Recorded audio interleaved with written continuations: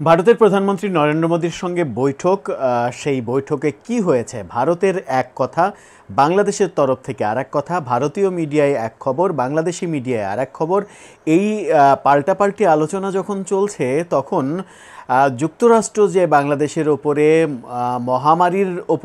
মহামারীর মতো করে একেবারে জেঁকে বসেছে, 37% শুল্ক আরোপ করেছে বাংলাদেশি পণ্য যেগুলো তাদের দেশে আমদানি করা হয় বাংলাদেশ থেকে, তার উপরে সেই ব্যাপারটা নিয়ে এবার জরুরি বৈঠকে বসলেন প্রধান উপদেষ্টা, তার উপদেষ্টা মণ্ডলী এবং দেশের গুরুত্বপূর্ণ স্টেক হোল্ডারদের নিয়ে। কি করা যায়, এই 37% শুল্ক কিভাবে মোকাবেলা করা হবে সেটা নিয়ে জরুরি বৈঠক।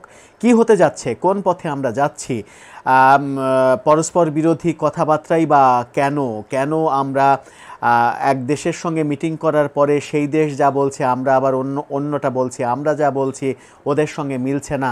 ঘটনাগুলো আসলে কি হচ্ছে, কোন পথে আমরা চলেছি? ভারতের প্রধানমন্ত্রী নরেন্দ্র মোদীর সঙ্গে বাংলাদেশের প্রধান উপদেষ্টার যে বৈঠক, সেই বৈঠকের পরে নানা রকমের কানাঘুষা এখনও চলছে। ভারতীয় পররাষ্ট্র মন্ত্রণালয়ের পক্ষ থেকে যে ব্রিফিং দেওয়া হয়েছে এবং বাংলাদেশের প্রধান উপদেষ্টার প্রেস উইং থেকে যে ব্রিফিং দেওয়া হয়েছে, সেই ব্রিফিং সম্পূর্ণ আলাদা। বাংলাদেশের প্রেস উইং থেকে বলা হয়েছে এই মিটিং সফল হয়েছে, আমরা সীমান্ত হত্যার কথা বলেছি, শেখ হাসিনার প্রত্যাবর্তনের কথা বলেছি, একটা ফলপ্রসূ মিটিং হয়েছে, এই মিটিং থেকে যথেষ্ট পাওয়ার কিছু রয়েছে, মানে পজিটিভ অনেক কিছু বলার চেষ্টা করা হয়েছে। কিন্তু ভারতীয় যে পররাষ্ট্র মন্ত্রণালয়ের প্রেস ব্রিফিং, সেই প্রেস ব্রিফিংয়ে উল্টো কথা আসলো। আবার নরেন্দ্র মোদীর একটা স্ট্যাটাস, সেই নরেন্দ্র মোদীর স্ট্যাটাস থেকে উল্টো খবর আসলো। বাংলাদেশের একটা গণমাধ্যম কালবেলা তারা বলছে, পরিবেশ নষ্ট করে এমন বক্তব্য পরিহার করুন, ইউনূসকে বলেছেন নরেন্দ্র মোদী। অর্থাৎ বাংলাদেশে ভারত বিদ্বেষী যে সকল কথাবার্তা বলা হয় এবং বাংলাদেশের সরকারের বিভিন্ন স্টেক হোল্ডাররাও ভারত বিদ্বেষী যে কথা বলেন, সম্পর্ক নষ্ট হওয়ার মতো কথা বলেন, পরিবেশ নষ্ট হওয়ার মতো কথা বলেন, সেই কথাগুলো যেন না বলা হয়, এরকম একটা হুঁশিয়ারি নাকি নরেন্দ্র মোদী দিয়েছেন, সেই কথা বলা হয়েছে। এবং ভারতীয় পররাষ্ট্র মন্ত্রণালয়ের ব্রিফিংয়েও সেই একই দাবি করা হয়েছে। ভারতীয় পররাষ্ট্র মন্ত্রণালয়ের ব্রিফিংয়ে বলা হয়েছে, শেখ হাসিনাকে ফেরতের বিষয়টি ভারতের কাছে উত্থাপন করা হয়েছে, কিন্তু এই বিষয়ে ভারত কোনো মতামত জানায়নি, জানানোর প্রয়োজনীয়তাও মনে করছে না।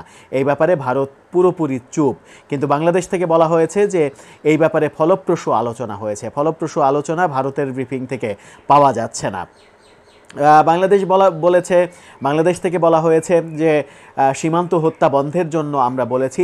আবার ভারত থেকে বলা হচ্ছে সীমান্তে অবৈধ আনাগোনা ও প্রবেশ বন্ধের তাগিদ দিয়েছে তারা বাংলাদেশকে। অর্থাৎ বাংলাদেশের যে সকল নাগরিক অবৈধ আনাগোনা করে, সীমান্তে অবৈধ প্রবেশ করে, সেটা যেন না করে বাংলাদেশ, সেই কথা ভারত বলেছে। অর্থাৎ দুই দেশ পরস্পর বিরোধী বক্তব্য কিন্তু দিচ্ছে। আবার ভারত দ্রুত নির্বাচনের মাধ্যমে গণতান্ত্রিক পরিবেশ ফিরিয়ে আনার জন্য তাগিদ দিয়েছেন ডক্টর ইউনূসকে, এমন কথাও ভারতীয় পররাষ্ট্র মন্ত্রণালয়ের ব্রিফিংয়ে বলা হয়েছে।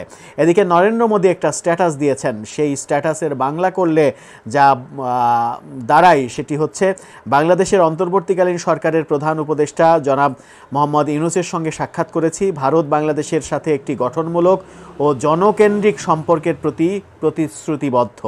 আমি বাংলাদেশে শান্তি, স্থিতিশীলতা, অন্তর্ভুক্তি ও গণতন্ত্রের প্রতি ভারতের সমর্থন পুনর্ব্যক্ত করেছি। অর্থাৎ বাংলাদেশে যে নির্বাচনের কথা বলেছেন, যে দ্রুত নির্বাচন করে গণতন্ত্র ফিরিয়ে আনা, সেই গণতন্ত্রের প্রতি তাদের প্রতিশ্রুতি ব্যক্ত করেছেন।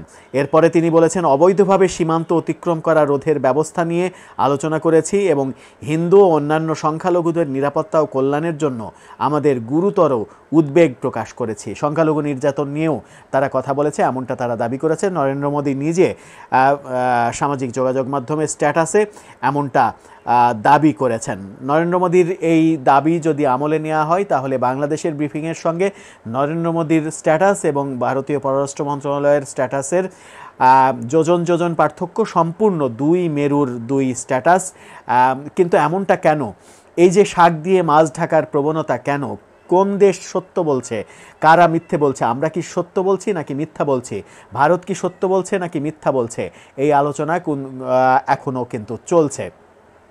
এই আলোচনা, এই দুই রকম কথা হওয়ার প্রেক্ষিতেই ভারতীয় মিডিয়াতে নানা রকমের আজগবি খবরও কিন্তু আমরা শুনছি। সেই খবরগুলোরও সত্যতা কিংবা মিথ্যা প্রমাণের যথেষ্ট বাস্তবতা রয়েছে এবং সত্যতা প্রমাণ করা উচিত বলেও আমরা অন্তত মনে করি। যেমন ভারতীয় মিডিয়া থেকে বলা হয়েছে নরেন্দ্র মোদীর সাক্ষাৎ পাওয়ার জন্য ডক্টর ইউনূস হোটেল কক্ষের বাইরে 27 মিনিট দাঁড়িয়েছিলেন। 27 মিনিট অপেক্ষার পরে নরেন্দ্র মোদীর যে রুমে ছিলেন সেই রুমে ঢোকার অনুমতি পেয়েছেন। এরকম নানা রকমের খবর ভারতীয় মিডিয়ায় বলা হচ্ছে। কিন্তু ভারতীয় মিডিয়ার কথা যদি আমি বাদও দিই, বাংলাদেশের মিডিয়ার কথা যদি বাদ দিই, তাহলে ভারতের পররাষ্ট্র মন্ত্রণালয় এবং আমাদের প্রধান উপদেষ্টার প্রেস সচিব যে ব্রিফিং করলেন, যে বয়ান দিলেন গণমাধ্যমে, সেই বয়ানে কিন্তু যোজন যোজন ফারাক আমরা দেখলাম। অন্যদিকে যুক্তরাষ্ট্রের কথায় এবার আসি। যুক্তরাষ্ট্র বাংলাদেশের আমদানি পণ্যের ওপরে 37% শুল্ক আরোপ করেছে। এই 37% শুল্ক যে বাংলাদেশের ওপরে একেবারে মহামারী আকার ধারণ করবে সেটা আমরা এর আগে একটা ভিডিওতে আলোচনাও করেছিলাম। বাস্তবতা নিয়ে প্রধান উপদেষ্টা আজকে জরুরি মিটিং করেছেন।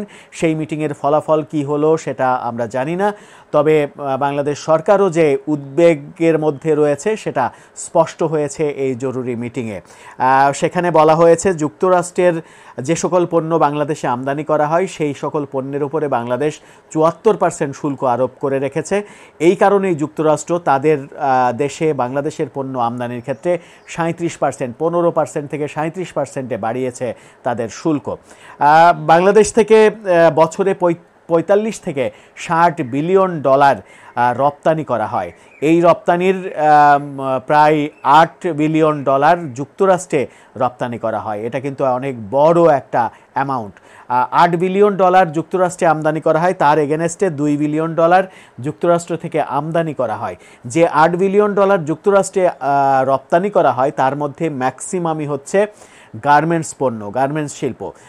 গার্মেন্টস শিল্পের যে বাজার, বিশ্বে বাংলাদেশের গার্মেন্টস পণ্যের যে বাজার, সেই বাজারের 35% বাজারই যুক্তরাষ্ট্রে।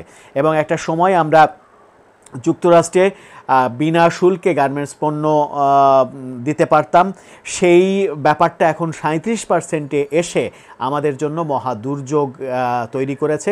সেই কারণে সরকার জরুরি মিটিংয়ে বসেছে এবং জরুরি মিটিং থেকে কী সিদ্ধান্ত হয়, যুক্তরাষ্ট্র থেকে আমরা যে সকল পণ্য আমদানি করি সেই সকল পণ্যের উপরে শুল্ক বাংলাদেশ সরকার কমিয়ে দেয় কিনা, যে কমানোর ফলে যুক্তরাষ্ট্র সদয় হয় কিনা বাংলাদেশের প্রতি, 37% থেকে তারা কিছুটা কমায় কিনা, সেই প্রত্যাশাতেই আজকে প্রধান উপদেষ্টা জরুরি মিটিং করছেন। যদি যুক্তরাষ্ট্র 37% শুল্ক আরোপ ঠিক রাখে, যদি না কমায়, তাহলে সেটা বাংলাদেশের জন্য মহা দুর্যোগ বয়ে আনবে। বিশেষ করে গার্মেন্টস খাতে, যে খাতে প্রায় 40 লক্ষেরও বেশি শ্রমিক কাজ করে, এই 40 লক্ষ শ্রমিকের জীবন কিন্তু একেবারে মহামারী আকার ধারণ করবে।